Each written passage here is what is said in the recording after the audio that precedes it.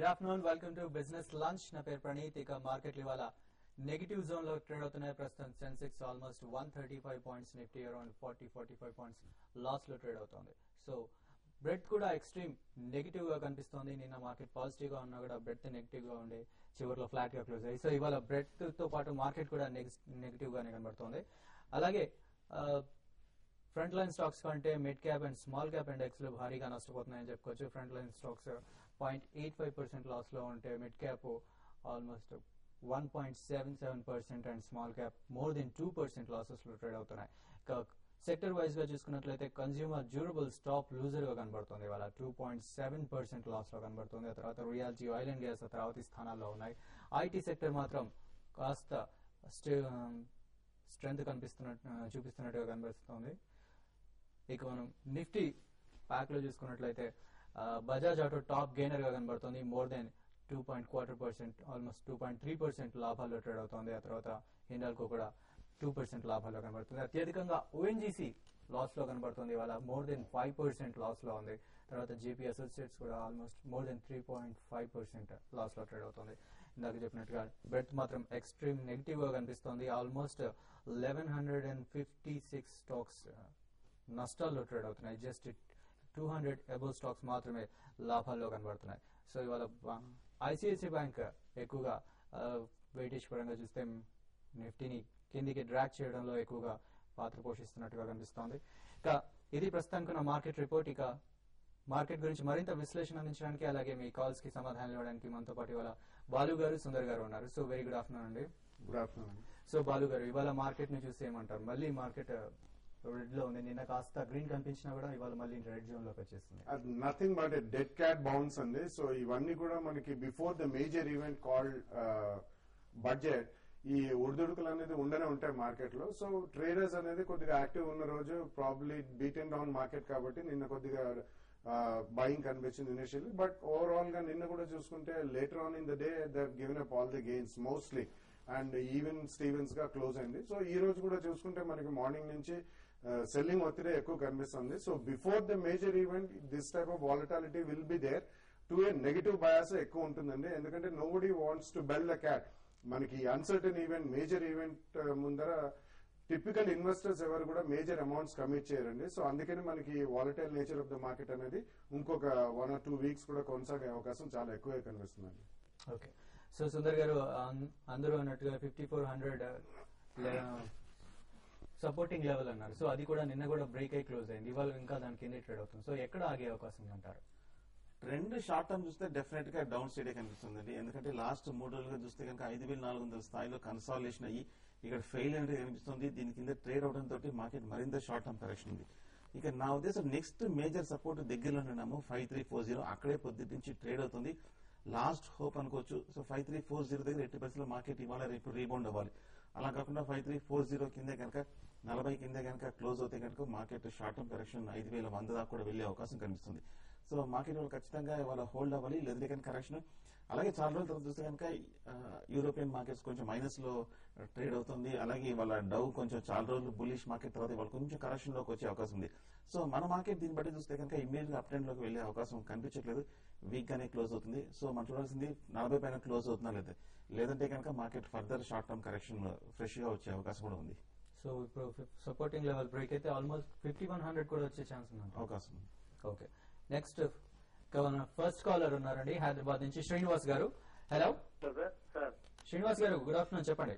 Good afternoon sir. మాకు ఇప్పుడు present market sale తీసుకోవచ్చా ఈ రేట్ లో? ఓకే, షార్ట్ టర్మా లాంగ్ టర్మా అండి? అంటే లాంగ్ టర్మ్ సార్, ఈ రేట్ లో తీసుకోవచ్చా? లాంగ్ టర్మ్ కోసం. ఓకే, సార్ లాంగ్ టర్మ్ కోసం సేల్. స్టీల్ అథారిటీ చూస్తే కనుక లాస్ట్ 3 months గా 250 నుంచి మంచి కరెక్షన్ 150 వరకు పట్టడం జరిగింది. అలాగే రీసెంట్ హై చూస్తే ఇంచుమించు 50% కూడా పట్టడం జరిగింది. సో మెటల్ ప్రైసెస్ అన్ని కూడా పెరిగిన మటుకు స్టీల్ మటుకు కొంచెం తగ్గుతూ వస్తుంది. అలాగే స్టీల్ మన స్టీల్ అథారిటీ లాస్ట్ 6 months గా వీళ్ళ ప్రొడక్షన్ కూడా ఆల్ టైమ్ హైని బ్రేక్ చేసింది. అయినా కూడా పెద్దగా నిలబడలేకపోతుంది. నా ఉద్దేశం ఫర్దర్ వీక్ గానే కనిపిస్తుంది. లాంగ్ టర్మ్ కాస్తే డెఫినెట్ గా మంచి బయింగ్ ఆపర్చునిటీ ఇంకొక 10% అంటే 140 వరకు దిగిందంటే కనుక డెఫినెట్ గా మీరు బై చేయొచ్చు. ఓకే, నెక్స్ట్ కాలర్ కాకినాడ నుంచి వెంకట్ గారు ఉన్నారు. హలో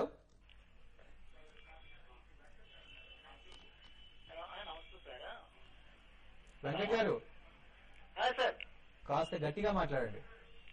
నమస్తే సార్. చెప్పండి. పిఎస్ ట్రాన్స్ఫర్ సార్, నేను కాకినాడ మాట్లాడుతున్నానండి సార్. పిఎస్ ట్రాన్స్ఫర్మేషన్ ఉంది కదండి. Sorry, PS Transcom. PS can you spell it? Spelling BS BS? TRAN SCOM. ఇది ఇటీవల వచ్చిన పబ్లిక్ ఇష్యూ కంపెనీ అండి. 95 రూపీస్ లో ట్రేడ్ అవుతుంది.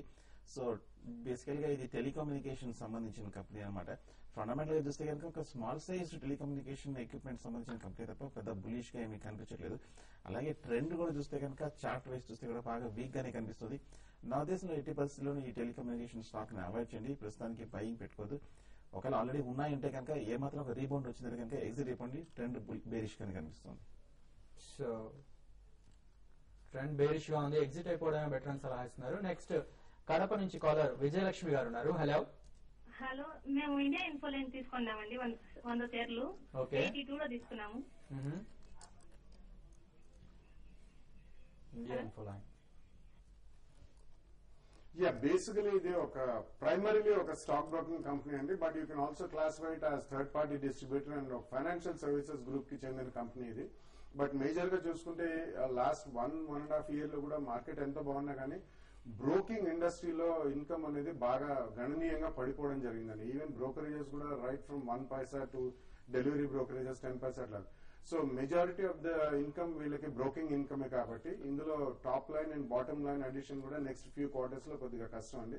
సో ఇన్ మై ఒపీనియన్ ఒక ట్రేడింగ్ బౌన్స్ వస్తే ఇందులోంచి బయటపడిపోయి ఫ్రంట్ లైన్ బ్యాంక్ స్టాక్స్ బాగా రియాక్ట్ అయినాయి కాబట్టి పోస్ట్ బడ్జెట్ అటువంటి దాంట్లోకి వెళ్తే మీకు బెటర్ రైజ్ ఉంటుందని చెప్పచ్చు. ఓకే. సో ఆడ 82 లో ఉన్నారు, ప్రస్తుతం 67 లో ట్రేడ్ అవుతుంది. సో కాస్త ఒక ర్యాలీ వచ్చాక ఎగ్జిట్ అవ్వమంటారా ప్రస్తుతం? అదే ఒక ట్రేడింగ్ బౌన్స్ వస్తే ఎగ్జిట్ కామని చెప్పాను. డెఫినెట్లీ ఒక ట్రేడింగ్ బౌన్స్ లో ఇటువంటి స్టాక్స్ నుంచి బయటపడండి. ఎందుకంటే ప్రైమరీలీ వాళ్ళ ఇన్కమ్ ఆగ్మెంటేషన్ అనేది అంత ఎక్కువ ఉండదండి. బట్ బ్యాంక్స్ బాగా రియాక్ట్ అయినాయి కాబట్టి post budget you can take a call on banks. Okay. Next Vijayawada నుంచి ఒక కాలర్ ఉన్నారు. హలో. హలో. హలో సార్, నా పేరు నాయుడు సార్. చెప్పండి. ప్రెజెంట్ ప్రైస్ లో ఎస్బీఐ ఎల్ఐసి హౌసింగ్ ఫైనాన్స్ ఈ రెండు తీసుకోవచ్చా sir? SBI, LIC housing finance. LIC housing finance. Okay. Present market లో ఎస్బీఐ, ఎల్ఐసి హౌసింగ్. ఎస్బీఐ మటుకు కొంచెం వెయిట్ చేయండి. లాస్ట్ ఒక 1 వీక్ 10 డేస్ ఒక చిన్న రీబౌండ్ వచ్చిన మటుకు. బట్ ఓవరాల్ గా బ్యాంకింగ్ సెక్టర్ చూస్తే కనుక ఇంకా కొంచెం అన్సర్టన్ గా కనిపిస్తుంది. ఇంకా వడ్డీ రేట్లు కూడా పెరుగుతాయని అంటున్నారు. సో దీన్ని బట్టి ఇంకా అప్రమత్తంగా ట్రెండ్ ఉంది. కొంచెం స్టెబిలైజ్ అవునండి. 2400 లెవెల్లో కనుక నిలబడితే డెఫినెట్ గా ఎస్బీఐ బై చేయొచ్చు. ఎవరి డిప్ లోనూ కొంచెం బాగా కరెక్షన్ వస్తే బై చేయొచ్చు. ఎల్ఐసి హౌసింగ్ ఫైనాన్స్ కూడా చూసాము, స్కామ్ అప్పుడు న్యూస్ రావడంతో బాగా పట్టడం జరిగింది. 300 నుంచి 50% వరకు. కొంచెం వెయిట్ చేయండి. 150 to 160 లెవెల్ వస్తే కనుక డెఫినెట్ గా ఎల్ఐసి హౌసింగ్ ఫైనాన్స్ కూడా బై చేయొచ్చు. ఓకే. నెక్స్ట్ తణుకు నుంచి మురళీకృష్ణ గారు లైన్ లో ఉన్నారు. హలో. హలో సార్, నమస్కారం సార్. నమస్తే అండి, చెప్పండి. సార్ లుపిన్ 440లో తీసుకున్నాను సార్. ఓకే. ఒక షేర్లు అండి. తర్వాత జేబీ కెమికల్స్ 140లో తీసుకున్నాను సార్. తర్వాత ఐఆర్బి 201లో తీసుకున్నాను సార్. తర్వాత సుగమ్ లైఫ్ డే తీసుకున్నాను సార్. 25 లో తీసుకున్నాను సార్. ఇవన్నీ షార్ట్ టర్మా లాంగ్ టర్మా అండి? కొంచెం long term sir. 6 or 1 year, 6 months అనేవాళ్ళు. 6 months to 1 year. Okay. Yeah, definitely much stocks అండి. At least JB chemicals and Lupin very fundamentally చాలా స్ట్రాంగ్ స్టాక్స్. సో మీరు at least post budget second price point లో కూడా కొద్దిగా యావరేజ్ చేయండి.